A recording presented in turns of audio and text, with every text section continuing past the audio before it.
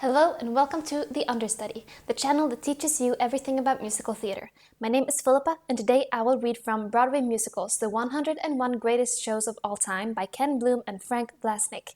To get the full version of the book, I recommend getting the physical copy as images and certain inserts from the book won't be displayed here. I do not own this material, I'm just reading from a place of entertainment and education, and I will not edit these audio recordings as I go, so you will get the unabridged version. Today I will go through section T. A Tree Grows in Brooklyn, opened April 19th, 1951 at the Alvin Theater with 267 performances. Produced by George Abbott, produced in association with Robert Fryer. Book by Betty Smith and George Abbott. Music by Arthur Schwartz. Lyrics by Dorothy Fields. Based on the novel by Betty Smith. Music arranged by Joe Glover and Robert Russell Bennett. Musical director, Max Gorberman. Ballet music arranged by Oscar Kosarin. Directed by George Abbott, choreographed by Herbert Ross, lighting design and scenic design by Joe Meisner, and costume design by Irene Sharaff. Synopsis.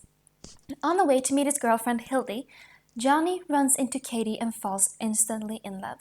He woos her and wins her, and soon they are married with a baby daughter. Johnny understands his responsibilities but is unable to hold a job. The vicious circle of drinking to ease the pain and going from job to job only escalates. Working as a sandhog one day, Johnny is killed by a collapsing tunnel, leaving only enough money for some flowers for his daughter on her graduation. Katie, left to raise Francie with her sister Sissy, is left with the knowledge that John tried his best and loved her and their daughter with all his heart. Cast: Johnny Nolan, Johnny Johnston, Hilde O'Dare, Dodie Heath, Katie, Marcia Van Dyke, Sissy, Shirley Booth, Francie, Nomi Mitty, Petey, Lou Willis Jr., Harry, Nathaniel Frey. What happens when you cast two relative unknowns in the lead roles of a musical and then are lucky enough to snag a big star for a supporting role? The answer? Take a look at A Tree Grows in Brooklyn. The leads were Johnny Johnston and Marcia Van Dyke. Once the producers had Shirley Booth for the comic relief, the writers expanded her role. After all, why waste the talent of the great Shirley Booth? Marcia Van Dyke comes on strong with two big songs, the exquisite Make the Man Love Me in Scene 3 and Look Who's Dancing in Scene 5. After a brief reprise of Make the Man Love Me in Scene 7, she doesn't sing another note. Is it a surprise that this was Miss Van Dyke's only Broadway show? A couple of other off-balance shows leap to mind. In Minnie's Boys, the Marx Brothers You Care About, but the lead went to Shelley Winters, playing their mother. Minnie, a sort of poor man's Madame Rose. House of Flowers was ostensibly the story of Otto, but Pearl Bailey as the Madam stole the show, as well as some of the songs from others in the cast. A Tree Grows in Brooklyn had some other hurdles to overcome, but it was a decidedly downbeat show. The lead character, Johnny Nolan, is an alcoholic who is killed while working as a sandhog. A close cousin to Billy Bigelow in Carousel, he's a strong man who lives more for his dreams than for reality. Yet, Billy turns to crime to give his wife and daughter security. Johnny is simply overwhelmed. His dreams, modest though they are, can never be fulfilled, and while he has oceans of heart, he can't quite make his life work, and he turns to drink as his escape. Ultimately, it's a heartwarming story, but still a downer. The show was up against some pretty big musical theater guns that season. The 1951 began with Michael Todd's Peep Show, a glorified burlesque revue. That highbrow theme continued with Ole Olsen and Chick Johnston's Pardon Our French. The Hellesopopen stars gave way to Irving Berlin's Call Me Madam. The story of socialite ambassadress Sally Adams and her adventures, political and personal, in the fictional Lichtenberg. The atmosphere began looking way up when Guys and Dolls opened at the 46th Street Theater, and Harold Rome's review, Bless You All, was followed by Cole Porter's Out of This World. After the 8-performance run of the review Razzle Dazzle, Michael Stewart's Broadway debut as a lyricist writer, came Richard Rodgers and Oscar Hammerstein's monster smash The King and I. The lighthearted Make-A-Wish, with a sprightly score by Hugh Martin, was up next, opening one night before A Tree Grows in Brooklyn. The Yip Harburg Sammy Fain show Fahuli, Barbara Cook's first Broadway outing, rounded out the theatrical year. What a season! And by the way, nobody thought it was an especially notable year. More like business as usual on Broadway in the 1950s.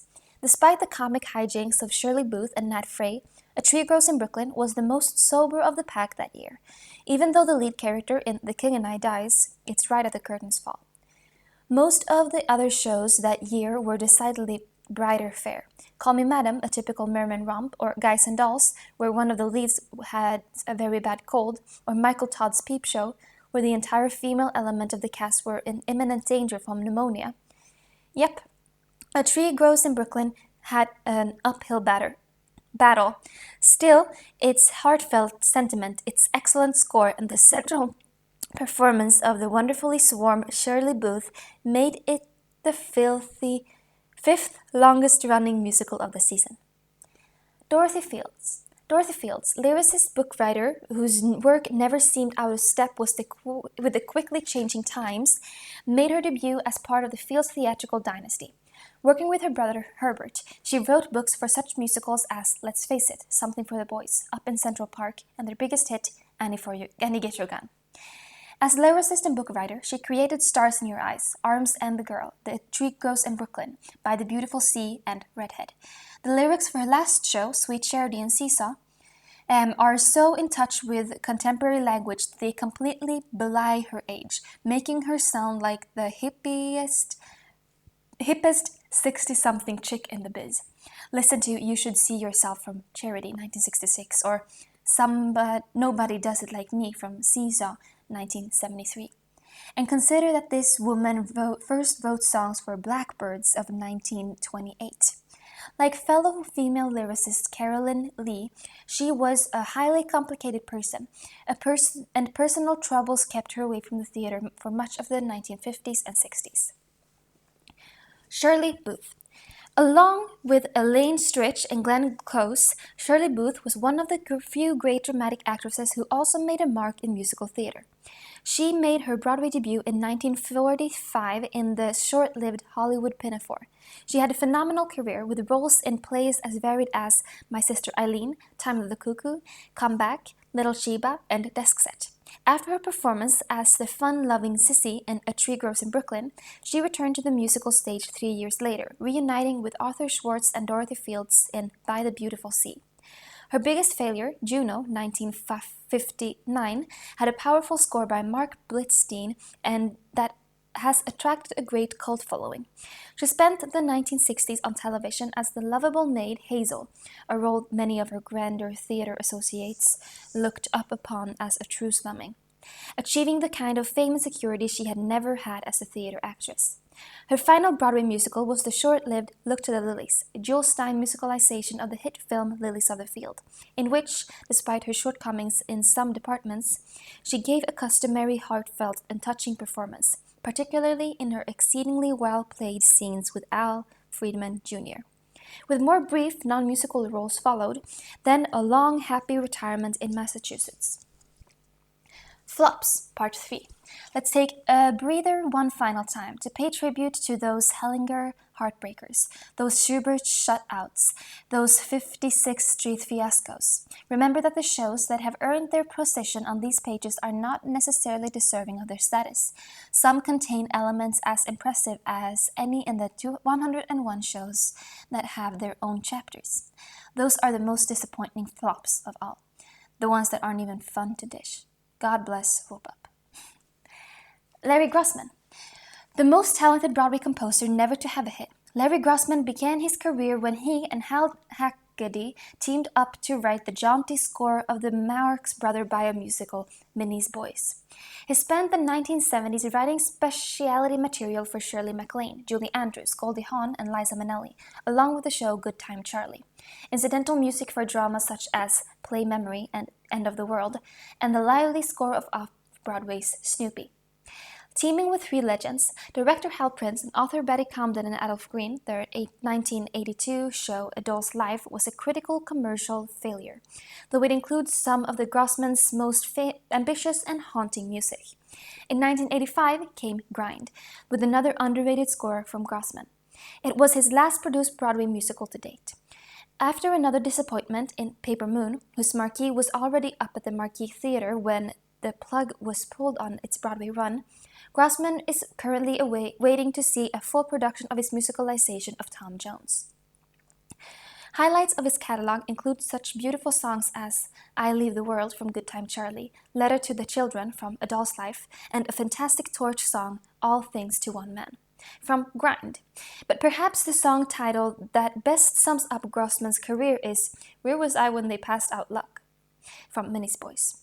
He has all the talent but has had none of the breaks, writing lovely music for shows saddled with problematic concepts, A Doll's Life, overcomplicated books, Grind, or questionable casting, We Never Miss a Shelley Winters musical. Consequently, his music may be the best kept secret of the last 30 years of Broadway musicals.